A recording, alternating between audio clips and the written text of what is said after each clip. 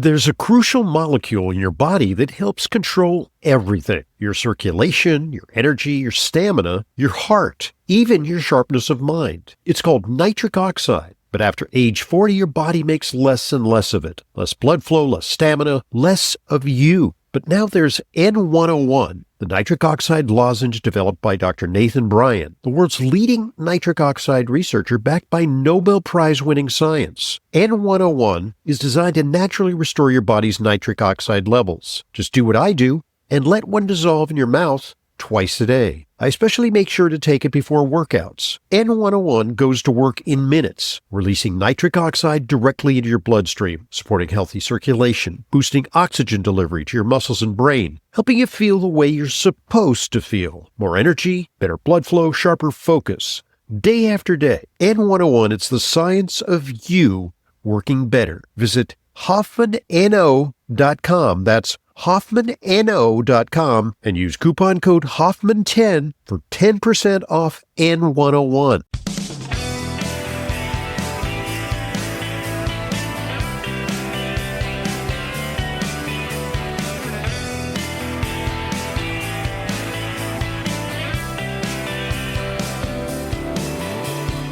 Welcome to Leyla Weighs In. Thanks for listening to these podcasts here on Intelligent Medicine.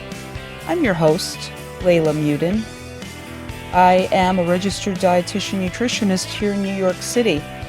If you'd like to email me with questions that you'd like to hear me weigh in on this podcast, answer your questions, take a deep dive on a topic that you're interested in with regards to nutrition, wellness, health, lifestyle, questions@drhoffman.net.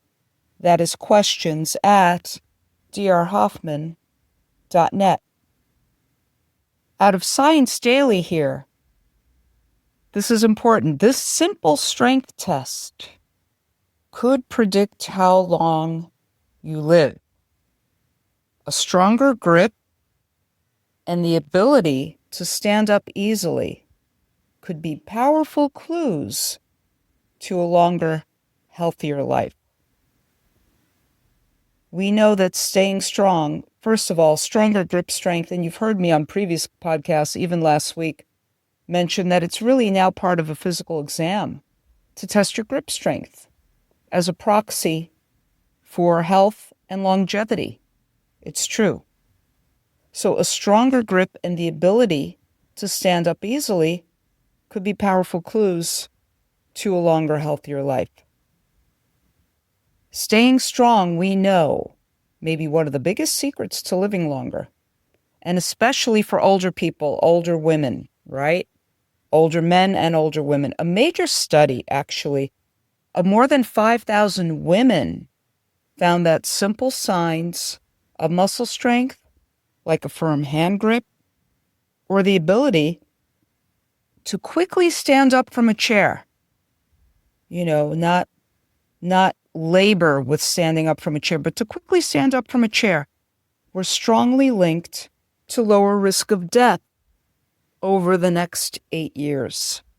Wow, that's something. So it's important to keep our muscles strong. Getting enough exercise is important for healthy aging, but new research suggests muscle strength may play an equally critical role. A large study led by researchers at the University at Buffalo found that older women with greater strength had a significantly lower risk of death, even after accounting for physical activity levels, cardiovascular fitness, and inflammation.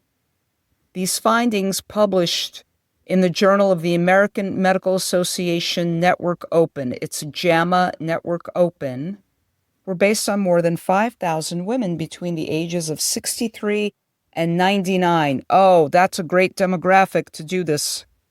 Because listen, as we age, we can become more frail and feeble, which is exactly what you don't want. So they're talking about keeping strong, keeping your muscles strong. Researchers tracked participants for 8 years, 5,000 women between the ages of 63 and 99. and tracking them for 8 years, and discovered that women with stronger grip strength and faster sit-to-stand chair test times were more likely to live longer.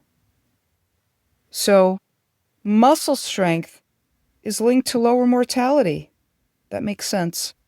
The study focused on two simple measures commonly used in medical settings to evaluate strength in older adults: grip strength and chair stands. For the chair stand test, participants completed 5 unassisted sit-to-stand movements as quickly as possible.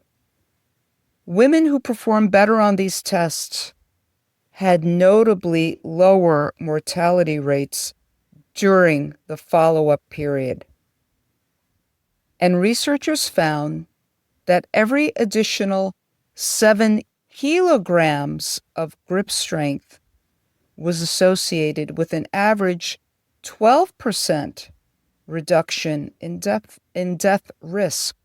Wow, that's significant.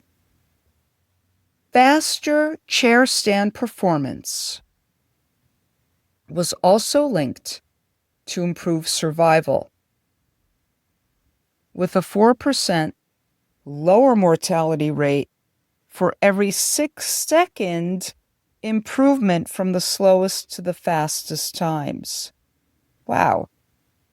Importantly, these results remained significant even after researchers adjusted for physical activity and sedentary behavior using accelerometer data, gait speed, which is an indicator of cardiovascular fitness, and levels of C-reactive protein, a blood marker of inflammation associated with muscle decline and premature death. So, why strength matters for healthy aging? Quote, if you don't have enough muscle strength to get up, it's going to be hard to do aerobic activities such as walking, which is the most commonly reported recreational activity in U.S. adults ages 65 and older, says study lead author Michael Lamonti, PhD, research professor of epidemiology and environmental health at UB School of Public Health and Health Prevention and Health Professions, University of Buffalo we're talking about. Quote, muscular strength in many ways enables one to move their body from one point to another, particularly when moving against gravity. Healthy aging probably is best pursued through adequate amounts of both aerobic and muscle strengthening physical activities. When we no longer can get out of the chair and move around, we're in trouble. Yeah. This is when you start to become more and more dependent, which is you want to stay independent for as long as possible. We're talking about health span, not just lifespan. And according to the researchers, this is the largest study so far to examine how muscle strength relates to longevity in women over 60. Earlier large-scale studies often lack detailed measures of physical activity, cardiovascular fitness, and inflammation, making it harder to isolate the role of muscular strength alone. Researchers also found that body size did not explain the relationship between strength and longevity.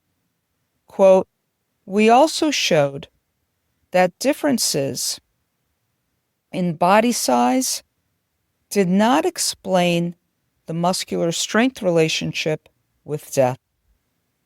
Quote, when we scaled the strength measures to body weight and even to lean body mass, there remained significantly lower mortality.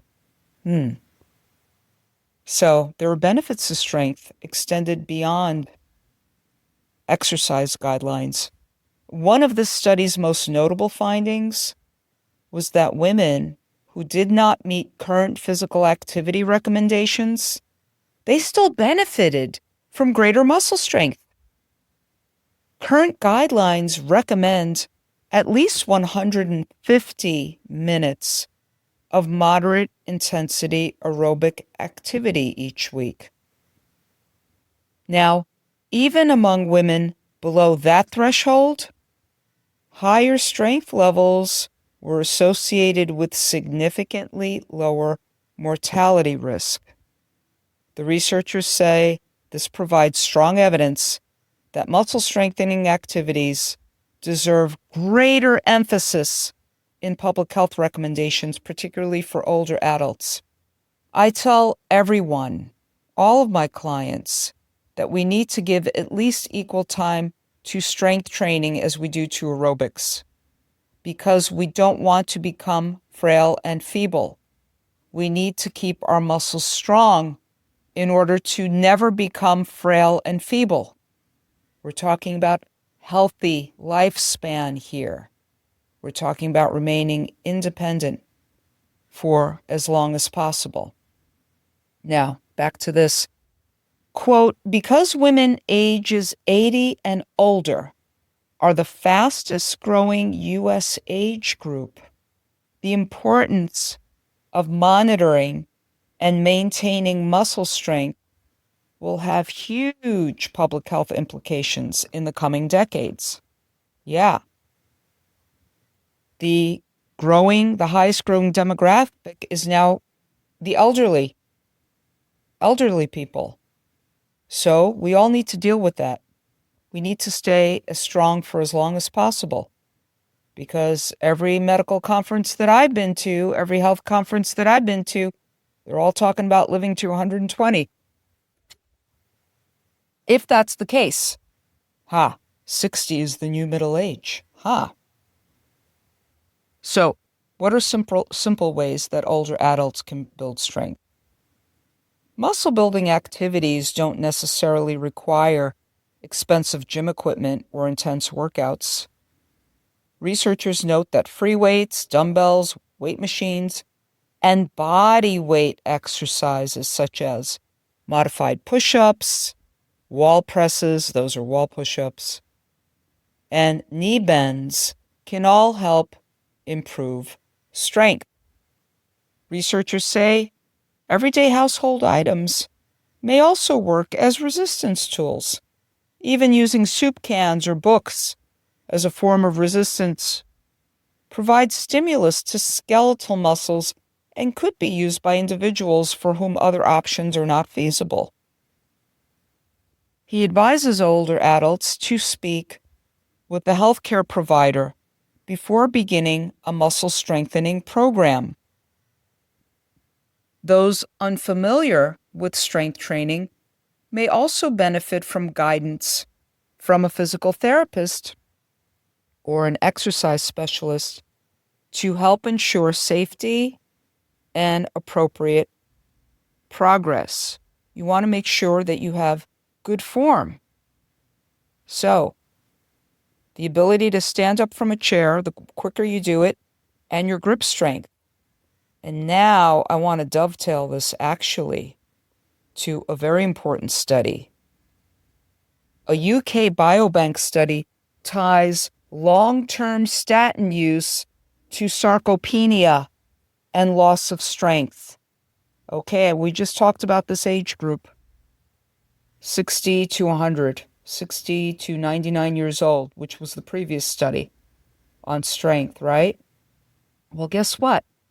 That's the demographic that are on statins. So we have to be careful with that because long-term statin use is tied to sarcopenia.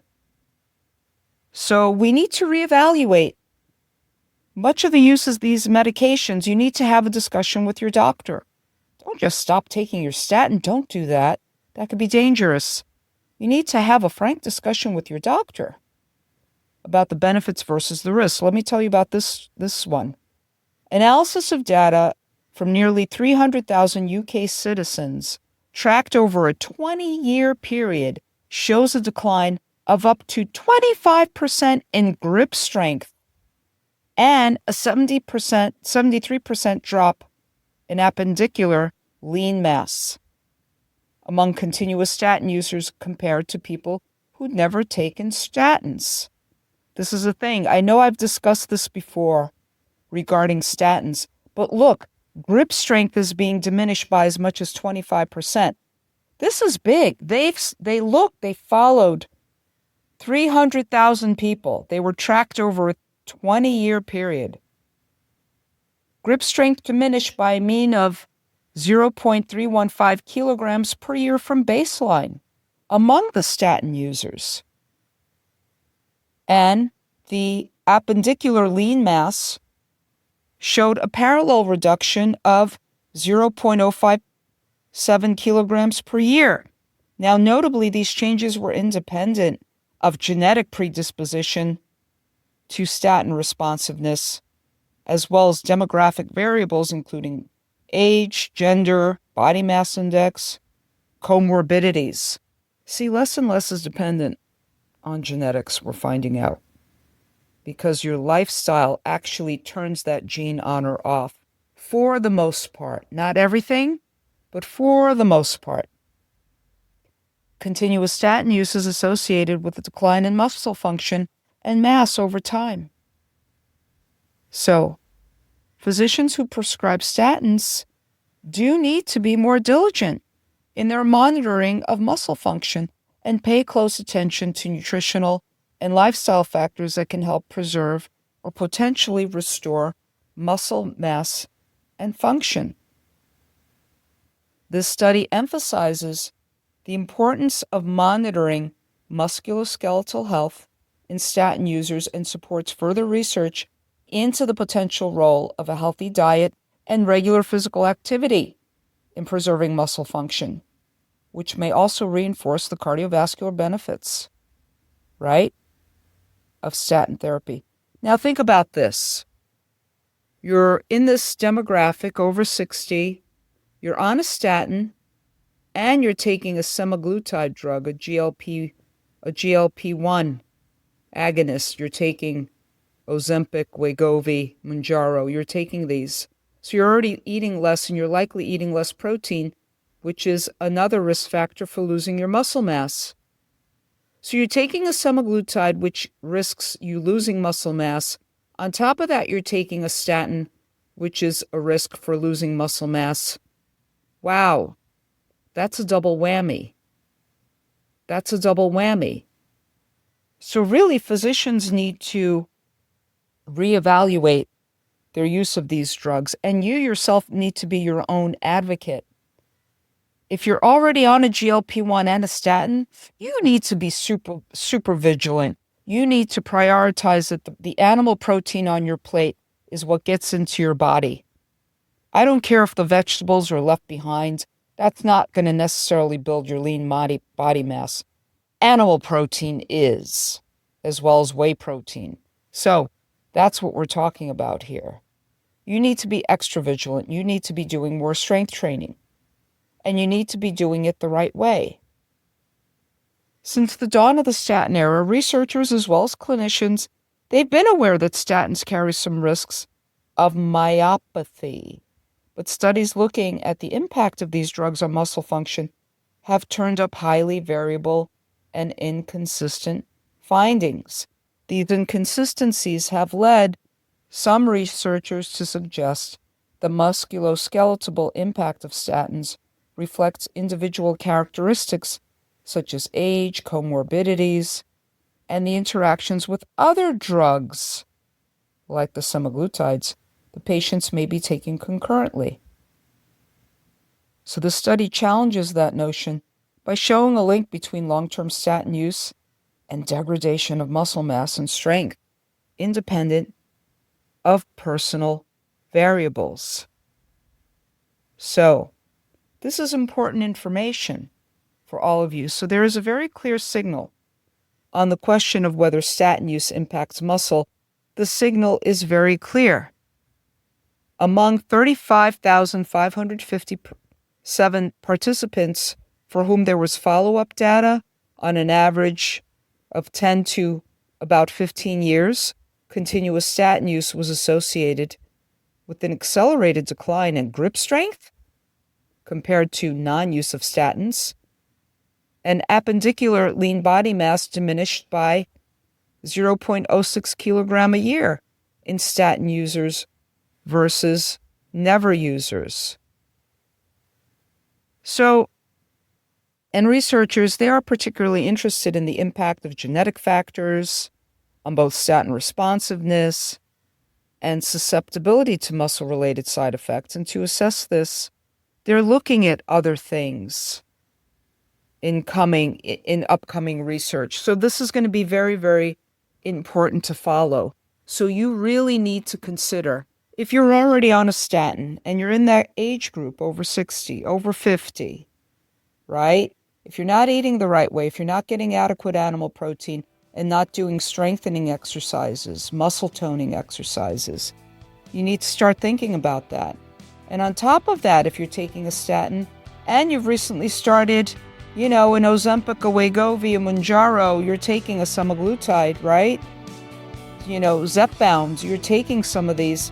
It's a double whammy, so you do need to be extra vigilant. Please keep these things in mind, because your medications, they do have effects, side effects, downstream effects to your health, to diminishing muscle or exacerbating any diminishing muscle, right? Due to a lifestyle that is either supporting this or not supporting this. So you need to make sure that you're doing all the right things, especially if you're taking these medications. I want to thank you for joining me on another edition of Leyla Weighs In. This is Intelligent Medicine. I want to thank you for listening to the Intelligent Medicine Podcast. Follow us on Apple Podcasts, Spotify, Amazon Music, or your favorite podcast app, and get new episodes automatically downloaded every weekday. And please give us a rating and review. It truly helps new people discover intelligent medicine. The Intelligent Medicine Podcast is for general informational purposes only and does not constitute the practice of medicine, nursing, or other professional healthcare services, including the giving of medical advice, and no doctor-patient relationship is formed. The use of information on this podcast or materials linked from this podcast is at the user's own risk. The content of this podcast is not intended to be a substitute for professional medical advice, diagnosis, or treatment. Users should not disregard or delay in obtaining medical advice for any medical condition they may have, and should seek the assistance of their healthcare professionals for any such conditions. Finally, please visit drhoffman.com and discover everything Intelligent Medicine has to offer, including frequently updated, unbiased health news and fully vetted product and supplement recommendations. This is Leyla Muedin, registered dietitian nutritionist. I maintain a private practice and see patients regularly. If you require a nutrition consult with me but live out of town, there's no need to travel to New York City. I have telephone and telehealth consultations with clients from all over the country. Please visit drhoffman.com for more information. And to set up an appointment, call 212-779-1744. That's 212-779-1744. I look forward to being a collaborator in your healthcare.